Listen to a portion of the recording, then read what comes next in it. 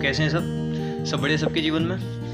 आज देखो मज़ेदार चीज़ लेके आए हैं, रेस्ट्रिक्शन एंजाइम। और इससे एक क्वेश्चन नीट में जरूर पूछा जाता है, आप प्रीवियस ईयर उठा के देख लेना, एक क्वेश्चन तो जरूर आएगा रेस्ट्रिक्शन एंजाइम से। वो बस यही पूछेगा ये सीक्वेंस किसका, इको R1 का कौन सा है, बम फर्स्ट का कौन सा है। तो देख बहुत मज़ेदार लेक्चर है और इसमें हम लोग पता जेनेटिक्स में थोड़ा घुसना शुरू करेंगे, धीरे धीरे जेनेटिक्स में जाएंगे कि क्या चीज़ है। तो सुन, रेस्ट्रिक्शन एंजाइम पर सीधे आते हैं। देख रेस्ट्रिक्शन एंजाइम की अगर मैं बात करूँ तो ये दो तरीके की होती हैं रेस्ट्रिक्शन एंजाइम। पहली होती है क्लीविंग एंजाइम्स और दूसरी होती है लाइसिंग एंजाइम। पहली कौन सी है? Cleaving enzyme. क्लीविंग एंजाइम्स में हमारी तीन आएंगी, एंडोन्यूक्लियस, एक्सोन्यूक्लियस, रेस्ट्रिक्शन एंडोन्यूक्लियस। अब मैंने यहाँ पे एक और बोली थी क्या, लाइसिंग एंजाइम। लाइसिंग एंजाइम्स तो देख लाइसिंग एंजाइम तो हमारी बॉडी में भी होती हैं। जैसे लाइसोजाइम है ना, ये किसकी तरह काम करता है? Lysing enzyme. मतलब ये क्या करेगा, अरे भैया मतलब बैक्टीरिया की जो सेल वॉल होगी उसको डिसॉल्व कर लेगा, इसलिए हमने इसको क्या बोलते हैं, लाइसिंग एंजाइम। एग्जांपल क्या है? लाइसोजाइम। अब हमें की जो पढ़ना है वो क्या है? Cleaving enzyme. तो क्लीविंग एंजाइम में याद रखना सबसे पहली बात, तीन तरीके की होती हैं क्लीविंग एंजाइम। कौन कौन सी? एक्सोन्यूक्लियस, एंडोन्यूक्लियस और रेस्ट्रिक्शन एंडोन्यूक्लियस। रेस्ट्रिक्शन मतलब रेस्ट्रिक्शन लगा दी मैंने कि आपको इसी एरिया में जाना है, समझ गया ना। तो एक्सोन्यूक्लियस जो हमारी एंजाइम्स होती हैं ये कट करती हैं डीएनए को। अब हम लोग यहाँ पे डीएनए की बात ही करेंगे ना। हाँ, तो डीएनए को कट करती हैं कहाँ पे? न्यूक्लियोटाइड के एंड पे। मान लो ये थारा डीएनए है, ठीक है, ये मेरा क्या है? डीएनए। बहुत प्यारा सा डीएनए, मैंने संभाल के निकाला इसको बॉडी से। ये हमारी 5' एंड है और ये हमारी 3' एंड है। ये हमारी 3' एंड है और ये हमारी 5' एंड है, ठीक है। तो जो एक्सोन्यूक्लियस होता है ये एंड पे काम करता है।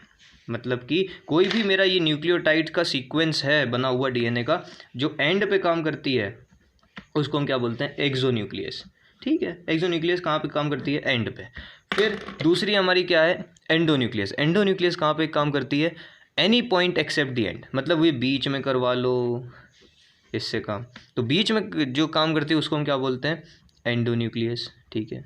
एंडोन्यूक्लियस एक्सेप्ट एंड को छोड़ के, क्योंकि एंड किसने संभाल के रखा? एक्सोन्यूक्लियस। अब रेस्ट्रिक्शन एंडोन्यूक्लियस क्या है, हम इसको क्यों पढ़ना पड़ रहा है? देख कभी कभी क्या होता है ना, हमें डीएनए को एक परफेक्ट सीक्वेंस पे काटना रहता है और वो जो सीक्वेंस होता है वो पैलिंड्रोमिक होता है। पैलिंड्रोमिक मतलब आप यहाँ से पढ़ो, मतलब लेफ़्ट टू राइट जाओ या राइट टू लेफ्ट जाओ, उसका जो सीक्वेंस होगा वो सेम होगा। कैसे? देख जीते जी CAC, यहाँ से जाओ जीते जी CAC, तो सीक्वेंस क्या है? न्यूक्लियोटाइड्स का सेम है। इसको हम क्या बोलते हैं? इन सीक्वेंस को हम लोग क्या बोलते हैं? छोटे पैलिंड्रोमिक सीक्वेंस। देख समझते जाना, मज़ेदार चीज़ है ये पैलिंड्रोमिक सीक्वेंस। सबसे मस्त चीज़ तो जेनेटिक्स ही है, पैलिंड्रोमिक सीक्वेंस, ठीक है। अब रेस्ट्रिक्शन एंडोन्यूक्लियस जो हैं इनकी हमें ज़रूरत पड़ी थी पैलिंड्रोमिक सीक्वेंस पे। जैसे मान ले तेरे पास ये 2 DNA है, ये 2 DNA है, एज्यूम करना ये 2 DNA है, मैंने रेस्ट्रिक्शन एंडोन्यूक्लियस इसमें डाली, तो वो क्या करेगी? इन दोनों DNA की पैलिंड्रोमिक सीक्वेंस जो होंगी, इन दोनों DNA मतलब ये 2 सेपरेट DNA हैं, उनकी पैलिंड्रोमिक सीक्वेंस को पकड़ेगी और उन्हें कट कर देगी। कैसे कट करेगी? देखो देख हमने क्या किया, ये हमारी एक डीएनए की स्ट्रैंड थी, उस पर मैंने क्या डाला? एक रेस्ट्रिक्शन एंडोन्यूक्लियस। ऐसे ये पकड़ के अरे अरे अरे आराम से इसे पकड़ के मैंने रेस्ट्रिक्शन एंडोन्यूक्लियस डाल दिया, ठीक है। जब मैंने इसको रेस्ट्रिक्शन एंडोन्यूक्लियस को डाला, उसने सबसे पहले क्या ढूंढा होगा? Palindromic sequence. अरे बोल, पैलिंड्रोमिक सीक्वेंस ढूंढा होगा। देखो यहाँ पे पैलिंड्रोमिक सीक्वेंस ढूंढा उसने। पैलिंड्रोमिक सीक्वेंस ढूंढने के बाद उसने क्या किया? वो जब सीक्वेंस उसे मिल गया तो उसने उसको क्या कर दिया? कट कर दिया।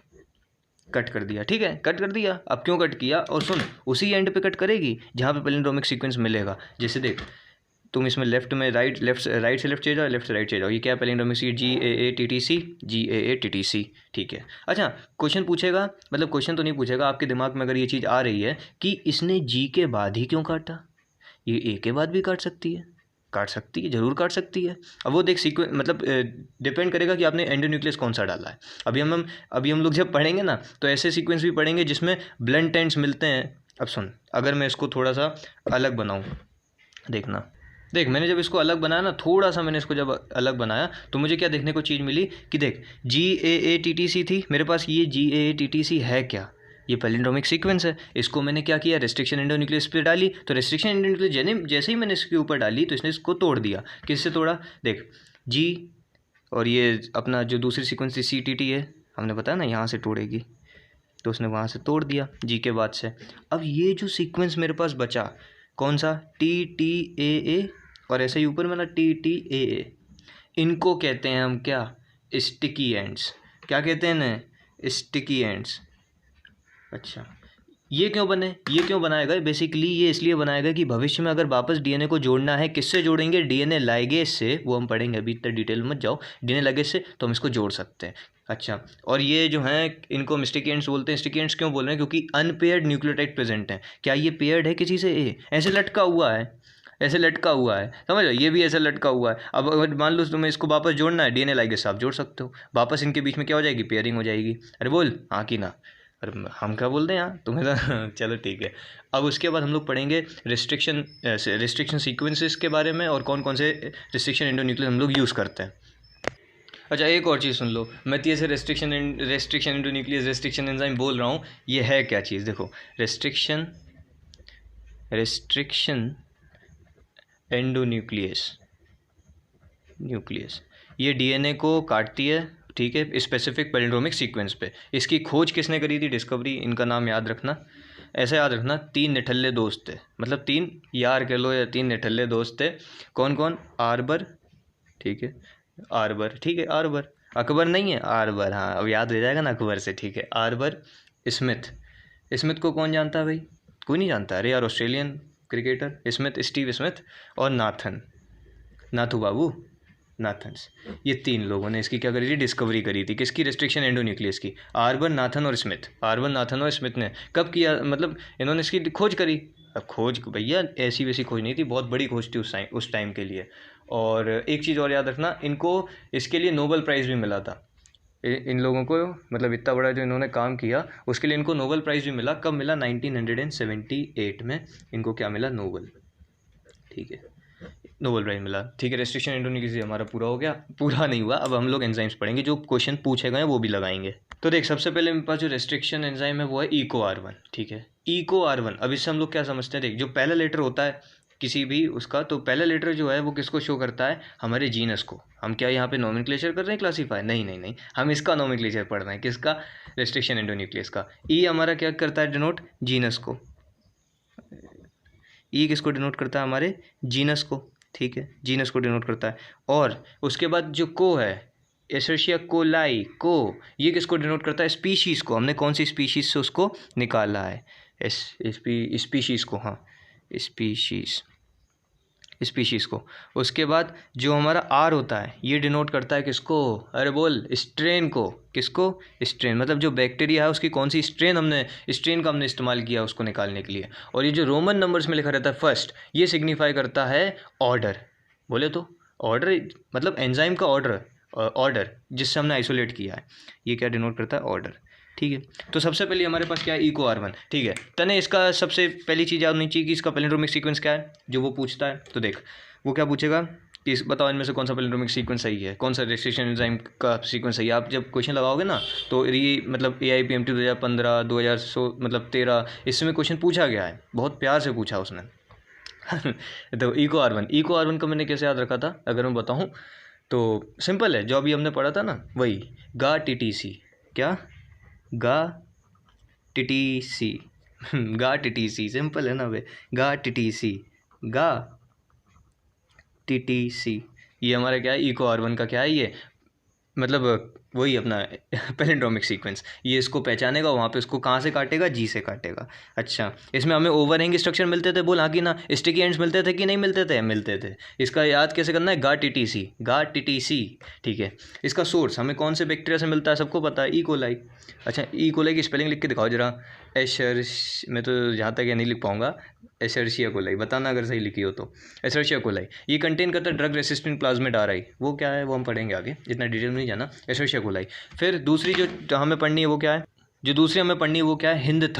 हिंद थर्ड याद रखना, क्वेश्चन पूछा गया है नीट में, मैं इसलिए लिख देता हूँ, नीट में पूछा गया क्वेश्चन ये, तो इसको याद रखना। हिंद थर्ड का हमें पैलिंड्रोमिक सीक्वेंस पूछेगा, तो पैलिंड्रोमिक सीक्वेंस याद होना चाहिए। कैसे याद करोगे? आग CT2 हैं, क्या बोल दिया भाई साहब आपने? आग CT2 तो आग CT2, यहाँ से लिख दो, आग CT2, ये हमारा क्या है? इसका पैलिंड्रोमिक सीक्वेंस। और ये कहाँ से काटेगा? ए से काटेगा। हाँ, मतलब इसमें भी हमें क्या मिलेंगे? स्टिकी एंड्स मिलेंगे। इसका सोर्स कहाँ से मिलता है ये हमको, तो याद रखना, हीमोफिलस इन्फ्लुएंजाe। कौन सा बैक्टीरिया है ये? हीमोफाइलस या फिर फिलस, जो भी बोलना चाहो, हीमोफिलस इन्फ्लुएंजाe, हीमोफिलस इन्फ्लुएंजा बैक्टीरिया, जिससे हमें क्या मिलता है, हिंद थर्ड, और ये पूछा गया क्वेश्चन तो याद रखना। फिर उसके बाद हम लोग पढ़ेंगे बम H1, तो हम लोग पढ़ेंगे बम फर्स्ट में याद रखना, इसमें जो है बढ़िया अच्छी चीज़ होती है क्या चीज़ होती है, कुछ नहीं, देखो GGATCC, GGATCC, बम फर्स्ट, बम बम, तो बम, तो GGATCC, और ये हमें किससे मिलता है, बैसिलस एमाइलोलिक्विफेशियंस, ये क्या है, बैक्टीरिया है। स्पेलिंग हमें आती है, देखो हम लिख के दिखाएंगे, बैसिलस एमाइलोलिक्विफेशियंस, बैसिलस एमाइलोलिक्विफेशियंस, ये क्या है, बैक्टीरिया, जिससे हमें क्या मिलती है, ये पैलिंड्रोमिक सीक्वेंस बम फर्स्ट। ये क्या है, रेस्ट्रिक्शन एंडोन्यूक्लियस, इसको अपन क्या करेंगे, इसको डाल देंगे किस में, जो डीएनए की स्ट्रेंड्स होंगी, डीएनए की स्ट्रेंड्स में जब आप इसको डालोगे रेस्ट्रिक्शन, तो ये ऐसे ही सीक्वेंस उसमें डीएनए में ढूंढेगा, और जैसे ही वो डीएनए में ढूंढेगा तो इसको यहाँ से कट कर देगा पैलिंड्रोमिक सीक्वेंस को। अरे बोल, नहीं चमक रहा यार मेरे ख्याल से, अगर चमक रहा तो बहुत मज़ा आ रहा है, चमकेगा। फिर चौथी चीज़ क्या है, बम फर्स्ट हो गया अपना, बम फर्स्ट किससे मिलता था, बैसिलस एमाइलोलिक्विफेशियंस, याद रखना।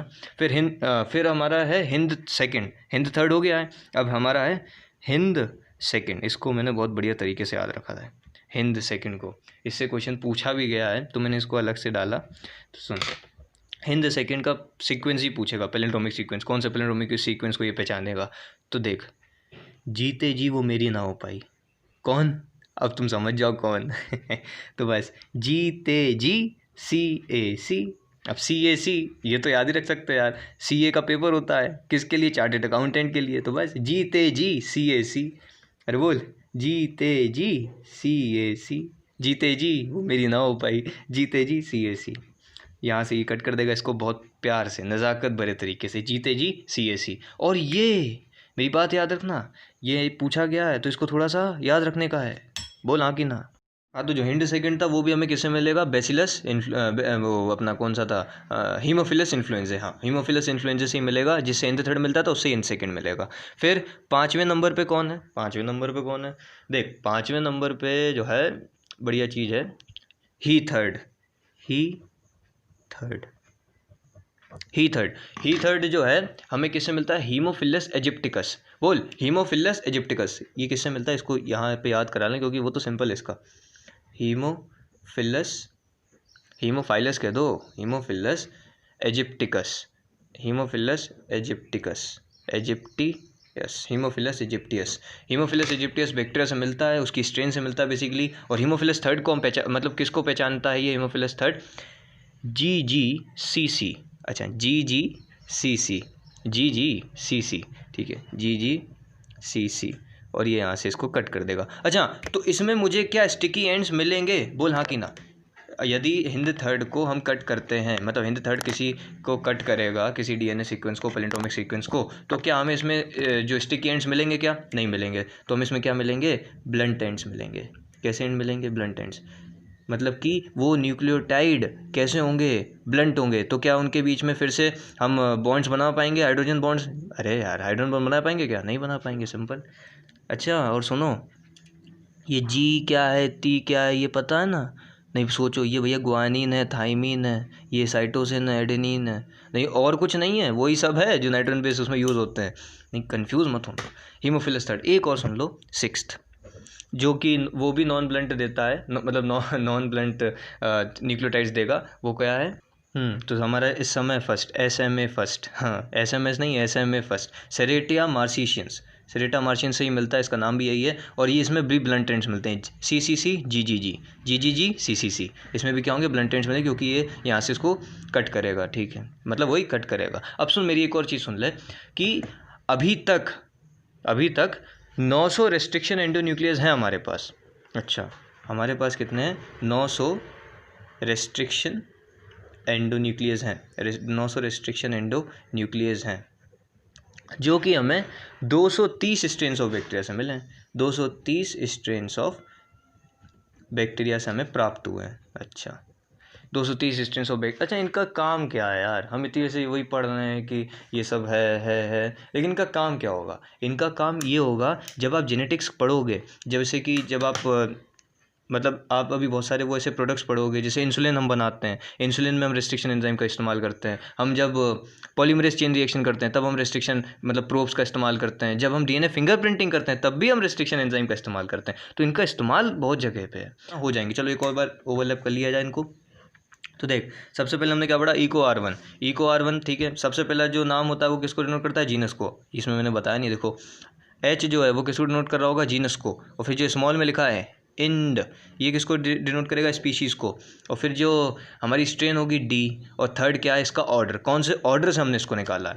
ठीक है, तो चलो इको R1 का बताओ भैया पैलिंड्रोमिक सीक्वेंस। तो गा टीटीसी किससे मिलता था, एशेरिचिया कोलाई से। हिंड थर्ड की बात करें तो आग सीटी स्क्वायर हीमोफिलस इन्फ्लुएंजा से मिलता है। अच्छा, फिर मैंने एक और बताया था कि जो हिंद थर्ड था, ये हिंद सेकंड की मैंने अगर बात करूँ तो जीते जी CAC, वो मेरी ना हो पाई, जीते जी CAC, ये हमें किससे मिलेगा, हीमोफिलस इन्फ्लुएंजा से, सिंपल। बम फर्स्ट की बात करें, ये किससे मिलता है, इसका बैक्टीरिया याद रखना, बैसिलस एमाइलोलिक्विफेशियंस। ठीक है, GGATCC, ठीक है, TCC वही। फिर हीमोफिलस थर्ड हो गया। हीमोफिलस थर्ड में क्या था, ये हमें किससे मिलेगा, सबसे पहली बात हीमोफिलस एजिप्टिकस, ये क्या है, बैक्टीरिया है, एजिप्टिकस, हाँ ठीक है, हीमोफिलस एजिप्टिकस, थोड़ा ये स्पेस हो गया, हीमोफिलस एजिप्टिकस। GGCC, इसमें हमें क्या मिलेंगे, ब्लंट एंड्स मिलेंगे। कैसे एंड्स मिलेंगे, ब्लंट एंड। ऊपर हमें जितने थे उसमें कैसे स्टिकी एंड्स मिल रहे थे, जिस वजह से क्या ओवरलैपिंग हो सकती थी। अब इनमें ब्लंट एंड्स मिल गए, वो उधर के हो गए, हम इधर के हो गए, अब ओवरलैपिंग नहीं हो पाएगी। और फिर समा फर्स्ट सेरिटिया मार्सिशियंस से मिलता है, और CCC GGG, मतलब ऐसे समझ, इसमें हमने एक G और लगा दिया, एक C और लगा दिया, तो क्या बन गया, समा फर्स्ट। इसमें भी ब्लंट एंड्स मिलेंगे।